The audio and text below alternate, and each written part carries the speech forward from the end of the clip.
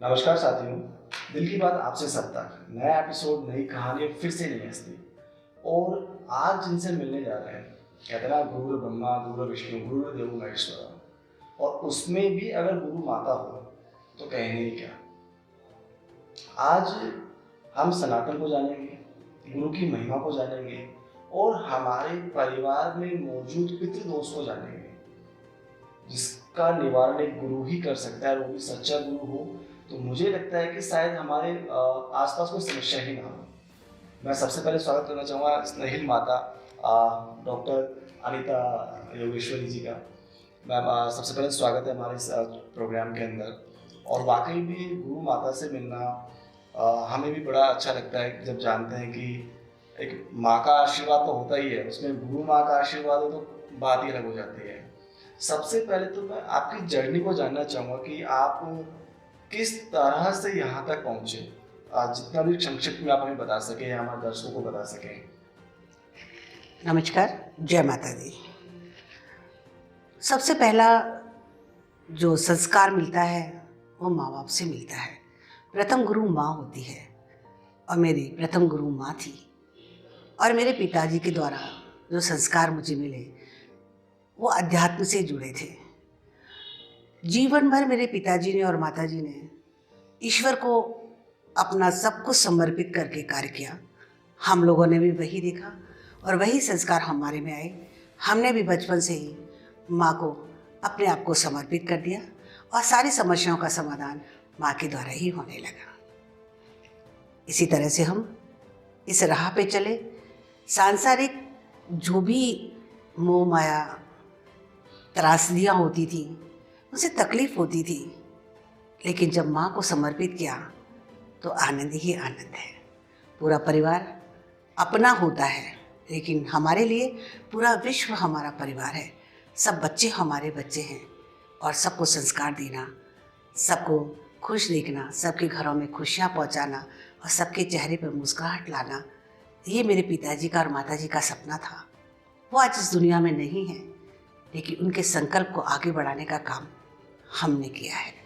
ये बहुत अच्छी बात है कि आप मतलब अपने परिवार को, तो हम सभी अपना परिवार समझते हैं, लेकिन पूरे विश्व को अपना परिवार समझना, ये कहीं ना कहीं मुझे लगता है हमारे सनातन की महत्ता भी है। और यहाँ पे एक बात मैं आपको शेयर करना चाहूँगा कि योगेश्वरी जी एक अध्यापिका भी रह चुकी हैं। इन्होंने का टीचर का जीवन भी जिया है और अब वर्तमान में भी अध्यापक तो पद से रिटायर हो गई हैं, लेकिन आज मतलब सभी लोगों को कहीं ना कहीं गुरु की महिमा को इंडिकेट भी कर रही है। यहाँ मैं एक सबसे महत्वपूर्ण बात आपसे जानना चाहूँगा कि हर घर परिवार की छोटी सी समस्या होती है, कहीं ना कहीं क्लेश, द्वेष, घृणा, जी। पारिवारिक आपदाएं और ऐसी बहुत सी समस्याएं हैं जिनके निवारण हमें मिल नहीं पाता है। हम या तो किसी पंडित जी के पास जाते हैं, पुजारी जी के पास जाते हैं, अनुष्ठान भी करवाते हैं, लेकिन कई बार देखा गया है कि फिर भी उन समस्याओं का निवारण नहीं होता। तो जैसे कि मैंने स्टार्टिंग में भी आपको कहा कि पितृदोष जी। जो हमेशा बताया जाता है, मैं चाहूँगा इसके बारे में संक्षिप्त में आप ऐसा कुछ बताएं सीधे और सरल शब्दों में, ताकि हर एक व्यक्ति इसको समझ सके। आज के युग में हर व्यक्ति दुखी है, हर घर में अशांति है, मानसिक शांति कहीं नहीं है, सब विचलित हैं। कोई तन से दुखी है, कोई मन से दुखी है और कोई धन से दुखी है। बीमारियों ने इतना घर कर लिया है कि सारा पैसा जितना कमाते हैं बीमारियों में इलाज में चला जाता है। घर में इस स्थिति इतनी खराब है कि आपसी प्रेम तो खत्म हो चुका है। द्वेष की भावना, आपस में एक दूसरे को नीचा दिखाने का प्रयास। हम सोचते हैं ये हमारे कर्म है, ये हम कर रहे हैं, ये हमारे वश में नहीं है।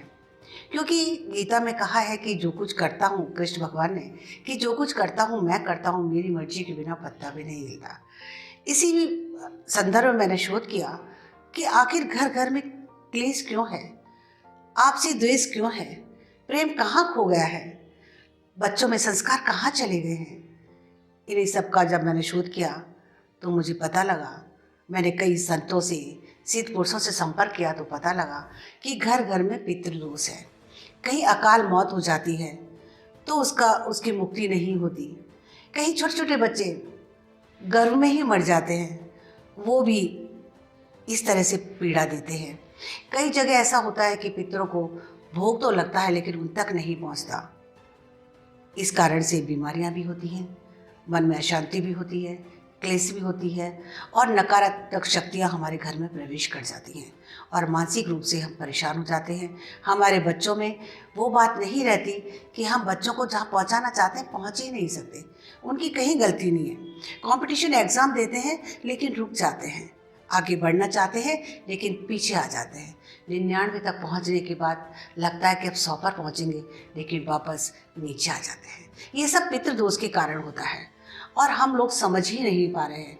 डॉक्टर से दवाइयाँ ले रहे हैं, इलाज करा रहे हैं, बच्चों को दोष दे रहे हैं, हम अपने आप को कोस रहे हैं, लेकिन हकीकत में ये सारे कारण पितृदोष के हैं जिनसे आदमी दुखी है। पितृदोष का कुछ निवारण का उपाय है? हाँ, पितृदोष का निवारण का उपाय ये है कि हमें अनुष्ठान करवाना होगा और कई लोग तो घर में ही पितृदोष का निवारण उपाय करते हैं जो कि सर्वदा गलत है। पितृदोष का जो उपाय होता है वो कहीं भी गंगा नदी हो, यमुना नदी हो या कहीं भी हो, बाहर होगा और उसका अनुष्ठान होगा। सबसे बड़ी बात है कि आज सब लोग इसका अनुष्ठान करने लगे हैं, पितृदोष का निवारण करने लगे हैं। आज लालच बढ़ गया है, पैसे के चक्कर में उचित अनुष्ठान नहीं हो पाता है और उसका फल नहीं मिलता, और फल नहीं मिलता तो व्यक्ति दुखी हो जाता है। इसलिए सोच समझकर अच्छे व्यक्ति के साथ जो जानकार हो उससे अनुष्ठान करवाना चाहिए और अपने सभी समस्याओं का समाधान, सभी दुखों का समाधान और बढ़त के रास्ते उसी से खुल जाएंगे। आपको खुद को लगेगा कि आप सही दिशा में जा रहे हैं। ये वाकई में कहीं ना कहीं जरूरी भी है कि जब समस्याएं बहुत सारी हैं जीवन में और उन समस्याओं के निवारण के लिए जाने अनजाने में हम वैसे भी पैसा बहुत सारा खर्च कर रहे होते हैं और वो पैसा आई थिंक सही जगह पे नहीं जा रहा होता, तो बेहतर है कि अगर हम उस पैसे को समेट कर इकट्ठा करके सही जगह पर सही पंडित जी से, सही पुजारी से अनुष्ठान करवाते हैं तो आई थिंक उसका निवारण सही से हो सकता है और आपके जीवन में, दैनिक जीवन में जो समस्याएं मौजूद हैं उसका भी काफ़ी हद तक निदान होगा और आप सुख शांति से अच्छा जीवन जी पाएंगे। एक जनरली बात करना चाहूँगा आपसे, जैसे कि आपके बहुत सारे भगत आपके पास में आते हैं, बहुत सारी समस्याओं को लेकर आते हैं। दैनिक जीवन में कहीं ना कहीं बहुत सारे क्लेश भी होते हैं, किसी बच्चे की शादी समय पर नहीं होती है या बेटे की कोई अच्छी जॉब नहीं लग पाती है, तो क्या ये जो समस्याएं हैं जीवन में, व्यक्ति के जीवन में, क्या पूर्व कर्म से निर्धारित होती हैं या उनकी वर्तमान में ऐसी कोई गलतियां हैं जिसका फलस्वरूप उनको ऐसी समस्याएं भुगतने को मिलती हैं? आपने सुना होगा अधिकतर लोग कहते हैं हमने तो चींटी भी नहीं मारी, हमने तो कोई पाप ही नहीं किया, फिर हमें सब क्यों भुगतना पड़ रहा है, क्यों कष्ट आ रहा है। आज कलयुग में तपस्या की जरूरत नहीं है। कहते हैं, तुलसीदास जी ने कहा है कि कलयुग केवल नाम आधारा, सुमर सुमर नर उतर ही पारा। आपका कर्म है कि किसी का दिल न दुखाए, किसी को कष्ट ना दे, ईश्वर को सब कुछ समर्पित कर दे।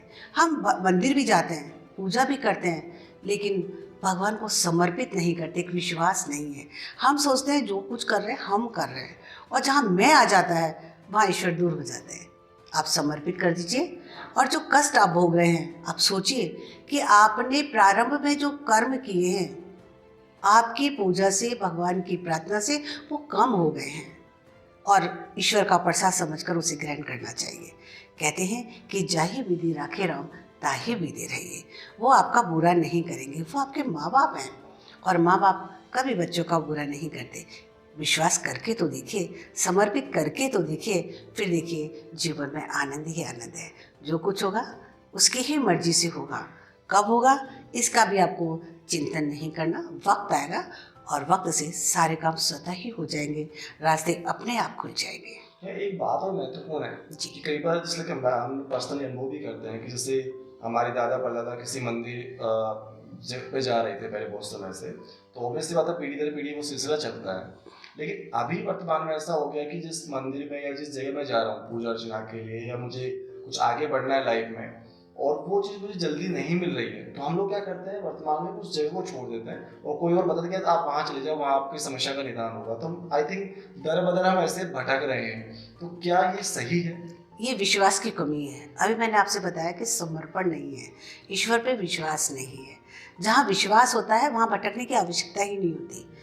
एक मैं कहना चाहूँगी, जब भी कोई भी परेशानी हो, आप पितरों के नाम के 11 रुपए रख दें, और प्रार्थना करके करें कि आप हमारे जीवन में खुशहाली लाएं, हमसे गलती हो गई उसे माफ़ करें और हमें रास्ता दिखाएं। देखिए कितनी जल्दी आपके काम होते हैं। घर के देवताओं को खुश रखना जरूरी है। हम अपने माता पिता को कष्ट देते हैं और सुख की कामना करते हैं। हमारे भगवान तो हमारे माता पिता हैं। पहले आप उनका ध्यान रखें, उनका दिल ना दुखाएं, उनकी पूजा करें, सारे कष्ट स्वतः ही दूर हो जाएंगे। ये वाकई में सही है। हम जैसे पहले बड़े बुजुर्ग कहते भी थे कि सर्वप्रथम सुबह उठकर अगर माता पिता के दर्शन कर लिए तो मुझे कि आपकी समस्याएं जीवन में वैसे खत्म हो गई। क्योंकि कहते हैं ना, माँ का एक हंसता हुआ चेहरा आपकी 100 समस्याओं को हर लेता है। और ये बात वर्तमान में बहुत ही महत्वपूर्ण रूप से लागू होती है, बिकॉज आज कहीं ना कहीं एकाकी जीवन जी रहे हैं, परिवार बहुत छोटे छोटे हो गए हैं, तो समस्याएं भी बहुत बड़ी बड़ी हो गई हैं। परिवार छोटा, समस्याएं बड़ी है, क्योंकि हमने इच्छाएं इतनी बड़ी पाल ली हैं।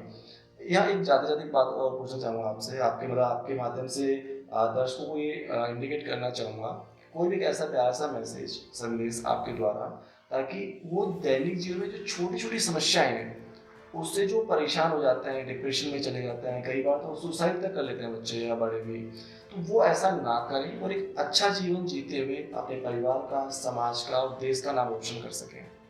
अपने माँ बाप के चरणों में समर्पित कर दें। माँ की गोद में जब थक जाए, परेशान हो जाए, डिप्रेशन में आ जाए, तो माँ के पास बैठे।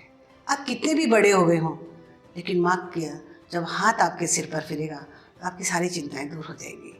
और माँ माँ होती है। लेकिन आज हमें माँ के पास बैठने का समय ही नहीं है, पिता के पास बैठने का समय ही नहीं है, और यही कारण है कि हम डिप्रेशन में हैं। समस्याओं का समाधान हमें मिल ही नहीं रहा है। जिस तरह से हिरण की नाभि में कस्तूरी होती है और वो भटकता है, उसी तरह से हमारे माता पिता के पास सब कुछ है, लेकिन हम लेना ही नहीं चाहते। अगर आपके माता पिता नहीं हैं तो कोई भी बुजुर्ग उसके पास बैठिए, अपनी समस्या बताइए, आपका समाधान तुरंत हो जाएगा।